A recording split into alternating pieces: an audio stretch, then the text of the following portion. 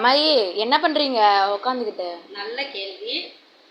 நம்ம என் பொண்ணு ஒரு டைலரு. அவங்க தைக்கிற துணியில் இவ்வளோ துணி எல்லாம் வேஸ்ட் எல்லாம் மாத கணக்கில் சேர்த்து இப்படி வச்சுருவாங்க. நான் வாரத்துக்கு ஒருக்கா பொண்ணை பார்க்க வருவேன். அப்போ வந்தேன்னா பிள்ளைக்கு ஹெல்ப்பாக இந்த வேஸ்ட்டு துணியெல்லாம் ஒரு தலகாணியை தைச்சி கொடுத்துருவேன். இதுதான் தலகாணி உரை. இதில் நான் தலகாணியை அம்மாயி போடுறேன் பாரு. சொல்லுங்க. எல்லாம் ரெடி பண்ணி நான் காட்டுறேன். எந்த பொருளும் வேஸ்ட் பண்ணக்கூடாது. சரியா?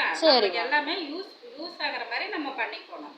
இப்போ இது எப்படி ஒரு தலகாணியா செஞ்சு காட்டுறேன் பாரு அம்மாயி.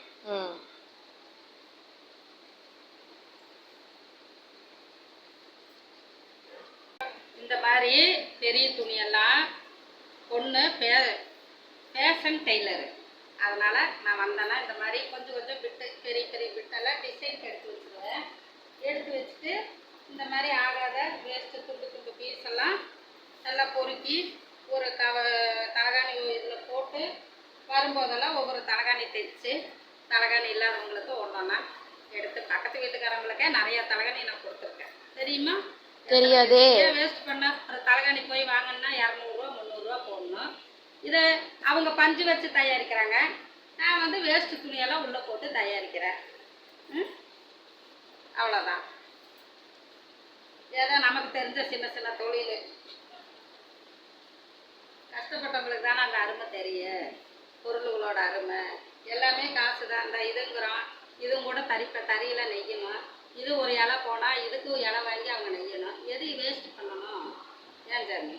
எதை ஜனங்களுக்கு யூஸ் ஆகிற மாதிரி கலைக்காது வச்சு நிம்மதியாக தூக்கணும். நம்மளும் கஷ்டப்பட்டு வேலை செய்கிறோம்.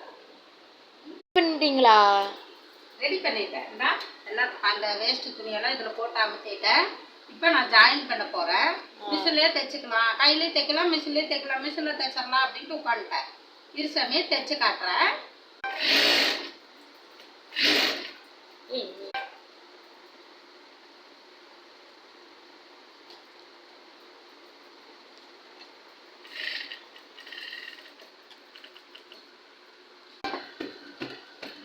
ஆவும்மாயி அதுக்குள்ள தைச்சு முடிச்சிட்டீங்களா?